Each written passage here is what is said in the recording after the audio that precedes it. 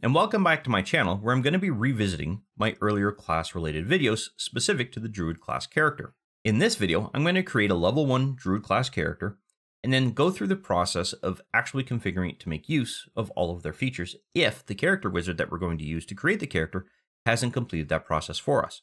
I will also go through the process of showing you how to use those features and explain what they do so that you have a good idea as how you could potentially use them. While this video is only going to focus on level 1, there will be additional videos that will focus on the remaining levels and discuss each of the features as those levels are gained. So let's go ahead and create our character. The first thing I'm going to do is expand out this player option to get to the characters button that's here.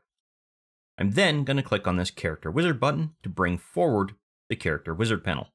The Fantasy Grounds character wizard supports all of the capabilities with respect to rolling your stats, such as doing it with a dice roll, manually entering in the values, utilizing the point buy system, or through the standard array, which is what it shows by default. In this particular case, and primarily to help us move the video along, I've already gone ahead and created these stats. So I'm just going to go ahead and add them here with a manual entry. With the stats in, I'm going to want to go ahead and select my character race. For this one, I'm going to use a half-elf.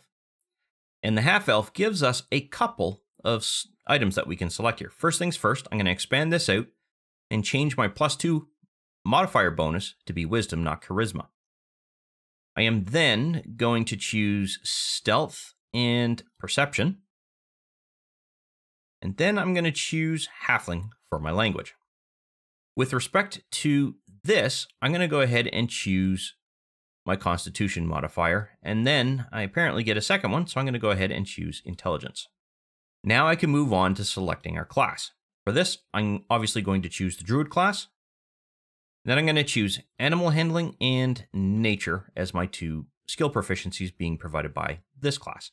I can now go ahead and choose my background, and it's these three combined tabs here that flesh out all of the features and skills that your character is going to acquire. In this case, I'm going to select Outlander, Orc, and then I'm probably going to choose the loot with respect to my little bit of a tool proficiency there. Now that I have the 4 basic selections completed, I can move on to selecting my inventory as well as my spells. I'm going to start with the inventory, and you will notice right off that you don't get to choose an explorer's pack or armor, and that's primarily because it's given to you automatically. In this particular case, we get to choose our weapons as well as what our focus is going to be for the druid.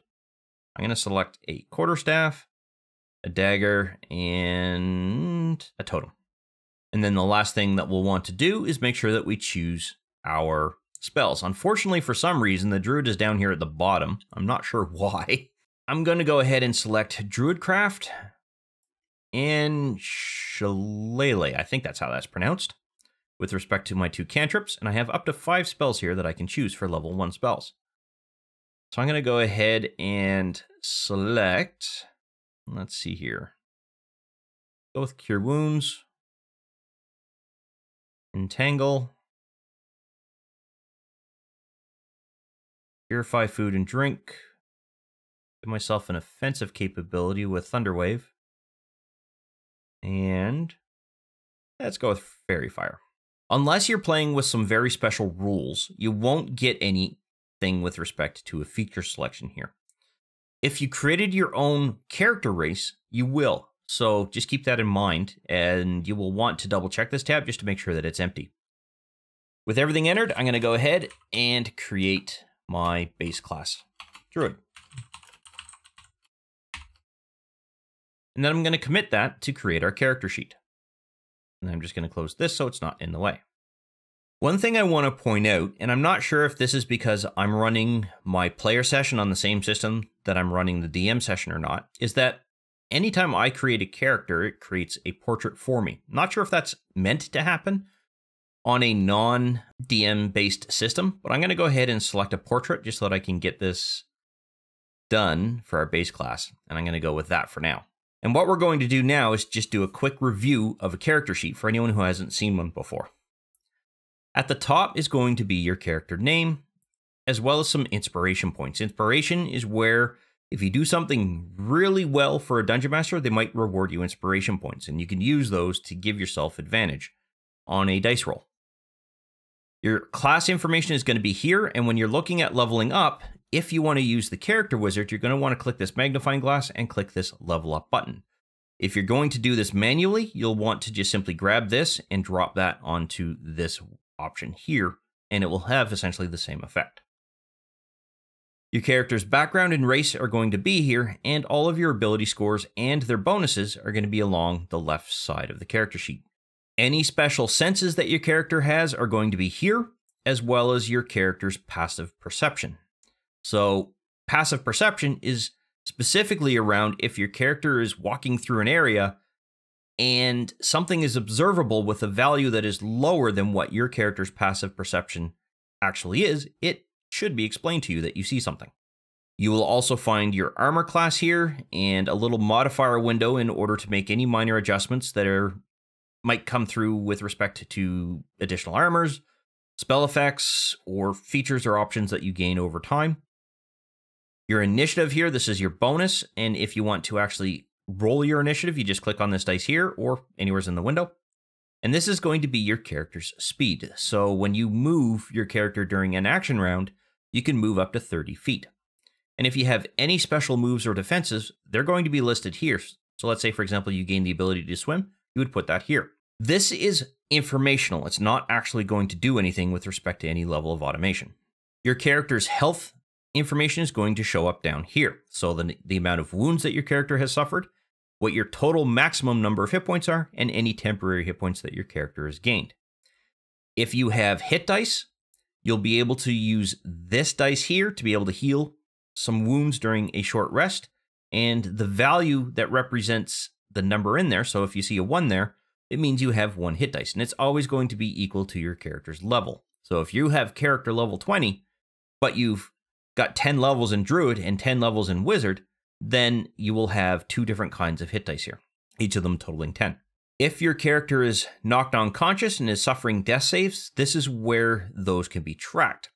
If Fantasy Grounds is not set up to automatically roll it, this is where you would click to roll that as well. So as soon as your turn comes around in an action round, if you're unconscious at that particular point in time because you lost hit points, you would click this if it isn't already done for you. And then the number of saves or the number of failures will be tracked here. You will also find the bonuses for your saving throws, as well as the ability to click on these saving throws on your main sheet here. There are some mods that expose that out on the Actions tab, but there are extensions that have to be added by the Dungeon Master in order for that to function. These boxes here can be clicked when you're being asked to actually roll a saving throw. And you would just simply go through and double click on any of those boxes in order to create that roll. So it's just fairly simple to do. Generally, however, if a creature is casting a spell on your character and you have to make a saving throw to be able to avoid that spell, that's going to happen from the DM's point of view as they actually trigger that casting. The next tab, you will find all of your skills, and you will find a complete listing here. You might have to stretch it out to get to see all of them. You will also see what stat those capabilities are linked to, and if there's any armor penalties that come into play. In this particular case, there is no penalty in play. If you have any miscellaneous bonuses, this is where they're going to show up. And finally, your total, including all your miscellaneous bonuses, will appear here. If you ever need to have a miscellaneous bonus added, it's most likely just something you're going to be told what it is, and then you just click the box and add the value. And as soon as you click out, your total will update. I'm just going to go ahead and delete that. And yes, that is something that you as a player can modify. It's not required that the Dungeon Master has to do it. Whenever you're being asked to roll a skill check, this is the window you'll go to, and you'll click on this box over here to actually trigger the roll. Doesn't matter whether you click on the dice or whether you click on the box. Double click and away it goes. It's going to have the same effect. With respect to the abilities that your character has, you will find all of that underneath this particular page here, as well as the ability to open up all of the information sheets specific to any racial traits, feats, which you will find here and acquire at specific levels, and or your features. You will also find all of your proficiencies that are not related to any of these features, or they might be added because of those features, as well as languages that your character knows. With respect to how languages work, if your character has a language that the Dungeon Master or another player is using to type chats into this window here, your character will understand what those are. If not, your character's just going to see gibberish. These proficiencies here are primarily informational, but they do function with respect to actually giving your character some level of proficiency. For instance, if this light armor proficiency wasn't here, you wouldn't be able to use light armor and not suffer any penalties. But their purpose in this listing is primarily informational for you. Your traits are provided by your character race. Your features are provided by your character's class and background, and feats are usually selected while your character levels up at specific points in time. And that's only if your Dungeon Master is using feats and allows you to select feats during those level up situations. The information cards with respect to the various features and capabilities that your character has are going to give you ideas as to things that you can do and potentially use. So for example, Fey Ancestry is going to give you saving throws against being charmed, and Magic Sleep can't put you to sleep. Your speed is provided by your character, but you don't need to do anything because it's already ready and in place for you on your character sheet. Other aspects of this, such as this here, are provided by your background. And in a lot of cases, your background features are primarily role-playing or informational in what your character can do. I think there's only a handful of background-specific features that actually do add something to an actions list of some kind. And then you will have, I'm setting this aside because we might have to do something with, and then you will have your Druid-based class features. Initially at this level, you get your basic Druid capabilities, as well as information on how to acquire your spells and what they do. This includes how you prepare your spells, what your spellcasting capabilities are, what your saving throws and ritual casting and foci are going to be with respect to your spellcasting, as well as it provides you access to your spells. You can also get access to that from this button here, but sometimes it's just easier to go here. You would simply go through and make sure that you select Druid in order to actually see what that is. However, Fantasy Grounds automatically does a number of things for you with respect to spellcasting. The only thing you might have to do is periodically select the odd spell. So we don't need to worry about that particular capability too much. With respect to the inventory, these are going to be a summary of all of the items that you selected while you were creating your character, except for when you choose a backpack, your backpack actually contains a number of items in it. And in this case, we didn't get to choose it because it was given to us implicitly. However, it had things like your rope, some torches, the water skins, the mess kits, anything like that inside of that particular backpack, including the backpack and some of your traveling clothes. Even your bedroll was there. So all of those expand out of that backpack and get thrown into your inventory as individual items. Your background's treasure reward for what your character did as their background is also going to be here. In this case, it's 10 gold pieces. And your encumbrance is going to be here. So if you have a Dungeon Master that is tracking encumbrance, you will see how much weight you can carry versus what your current weight is and how much weight you can push, lift, or drag with respect to what your strength value actually is. You will also find that there's different icons with respect to this here. And this informs Fantasy Grounds whether you're carrying an object, whether it's an equipped item, and if it's an equipped item and it's a weapon, it will show up on this tab, which we'll get to shortly. If it's equipped armor, it will affect your armor class over here. Everything else is primarily carried or simply dropped on the ground. If there's no icon in there, it means it was dropped on the ground. You can actually affect multiple items by moving one item into another. So in this particular case, we have a backpack. Let's say we have chosen to move our mess kit into the backpack. If I just type B and then hit the tab key, it's going to resort the inventory listing to show that that particular item is now in the backpack. And now when I go through and drop the backpack, it's going to drop all of the items that go with it. So this is something that your Dungeon Master might ask you to go do. I know that I will ask my players to do that. I've had players who have dropped their backpack, taken all of that stuff with it, and totally forgot that they did that. They come back many sessions later after we've moved on, and like, where's all my stuff? The next tab on the side here is Notes. This is where you're going to set notes specific to your character's appearance, what their alignment is, what their deity is, if you're playing with genders, what that's going to be here, what their age is, heights and weights, things like that. And by default, unless you're choosing a large creature intentionally, your size is most likely going to be medium or small. I believe that some of the playable races do actually fit the small category. Personality traits, ideals, bonds, flaws, and all come from your character's background, and you can actually select the background here and gain access to some random roll tables to be able to generate that information if you desire it. The appearance is really your explanation of what your character looks like, what other people will see if they look at your character, and then just random notes that you want to be able to keep and make note of as you move along. With respect to this log tab, this is primarily used for the Adventurers League, and it keeps track of any factions that you might be linked to. I think you're assigned a league number whenever you register for that, so you'd enter that here. And then the DM would apply the individual adventures that your character has gone through, and that's a natural progression. So you have to do them in order for you to progress your character through that. And unless you're going to be getting into the Adventurers League stuff, you can essentially ignore this tab. This, however, the Actions tab, is going to be where you're going to spend probably a significant portion of your time. You're going to find your weapons here, and even though you see 2 daggers here, you don't actually have 2 daggers, you only have 1. What it is that it separates it out from a melee versus a thrown-based item, and if there's a ranged weapon, you might have like a bow and arrow, for example, you might have some ammunition associated with that. So in this particular case, we have 1 dagger, which means we need to ensure that we update our ammo to be 1, and you will notice that a pip now appears. If you throw that dagger, you're meant to tick that off, and it might actually do it for you in order to indicate that you've used it. If you didn't go pick it back up, you've essentially lost that item. So it should be removed from your inventory. Other items, like a quarterstaff, for example, are 2-handed. So this reflects the handedness, if you will, of that particular item.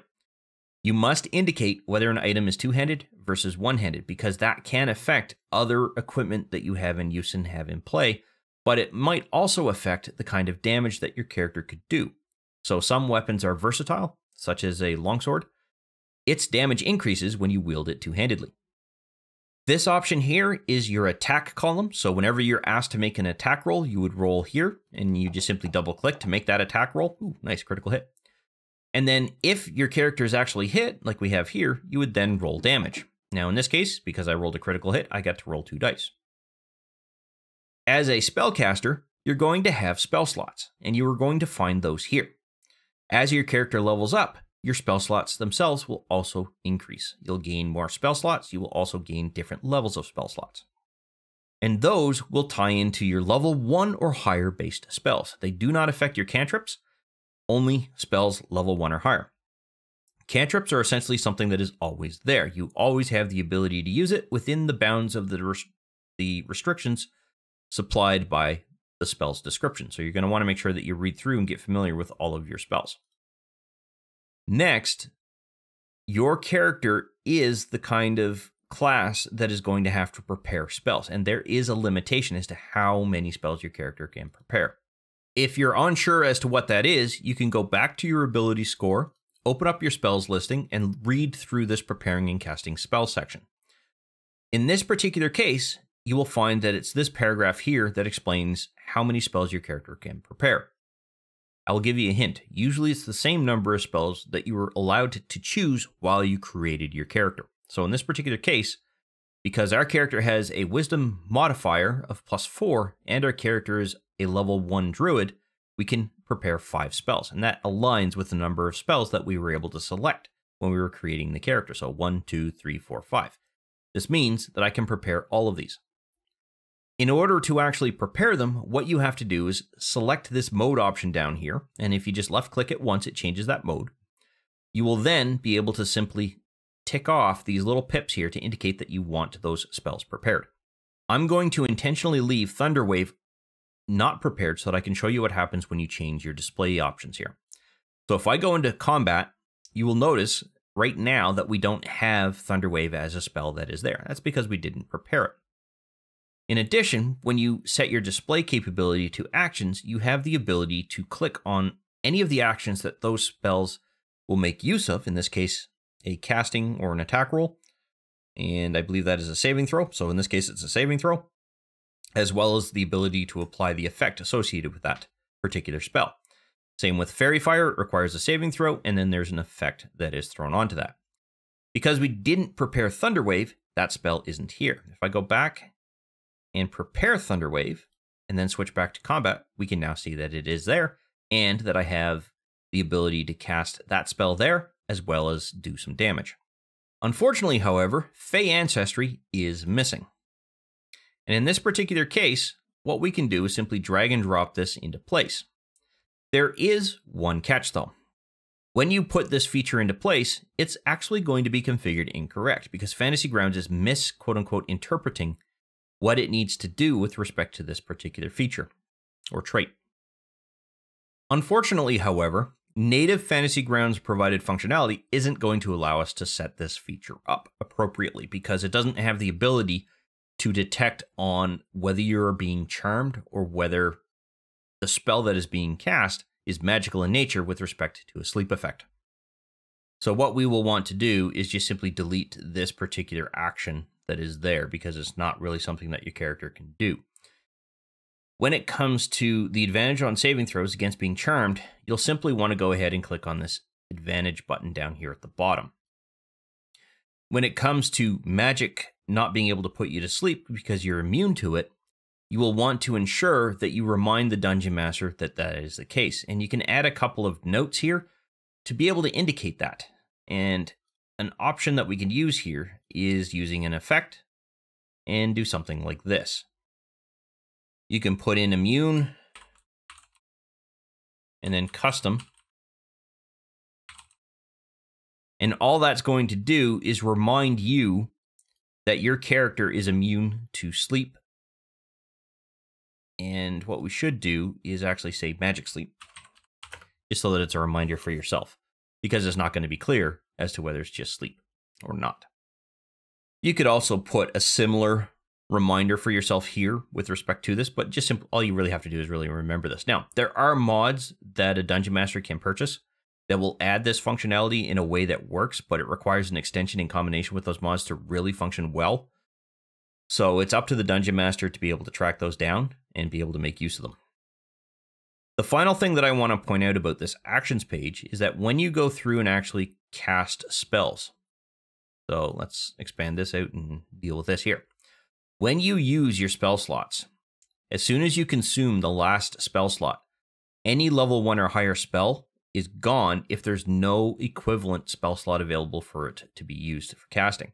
So if we had one level 2 spell slot here, then there's a chance this category would remain there if there are any spells that actually consume it or have the ability to be cast as a higher level spell. I don't actually believe Fantasy Grounds has a way to detect whether that's the case, so it just simply will leave level 1 there, even if you only have a level 2 spell slot available.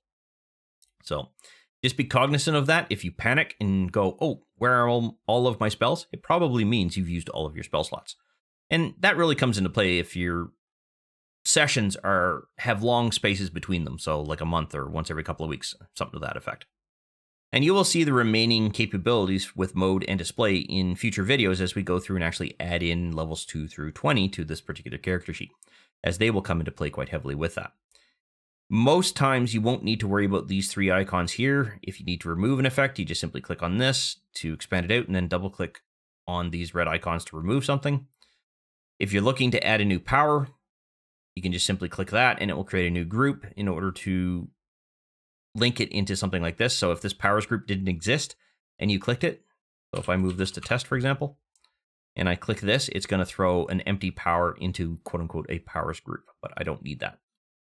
And then this here will add a new weapon up here. It's generally recommended you don't do that this way. There are better ways to actually simulate that you have a weapon here. And in most cases, it's creating an item here that reflects that and then creating an object that indicates to Fantasy Grounds what that object is going to do. So if you have a custom weapon, that's the recommended approach with adding that to your character's capability scores. You can modify these power groups, and you should see some of those with respect to any of the future videos. And that includes the spell groups as well as the power groups that you can modify. And then finally, if there's any custom weapons modifiers that you need to do, let's say that you gain the ability to crit on 19, for example, for melee-based weapons, you would lower this to a 19. That way, if you rolled a 19 or a 20, you'd be able to indicate that you actually created a critical hit. Same thing with ranged weapons, and if there's any extra crit dice that come into play, i.e. the increase in the number of total critical dice that get rolled, that's where you would add them here, and then your 2-weapon fighting style, which is primarily used by melee-based classes, will be accessible from that option there. Now, I've already gone through and created videos that explain how to use the combat tracker, but generally if you're in this page here, you're going to be in the combat tracker here because you're taking place in an encounter. At the time that you're added, the Dungeon Master might have Fantasy Grounds set up to automatically roll initiative, or you might be asked to roll initiative, and all you do is you come to your main screen here and double click on that, and that will populate the initiative there. At the same time, and I'm going to expose all of the creatures that are here, any effects that you need to add to your character, such as the immunities to magical sleep and the advantages to the condition there, you should add those there if you have them available. And any other options that your character gains over time. So if you have feats that give you some capabilities, this is when you'll want to ensure that those effects are in place.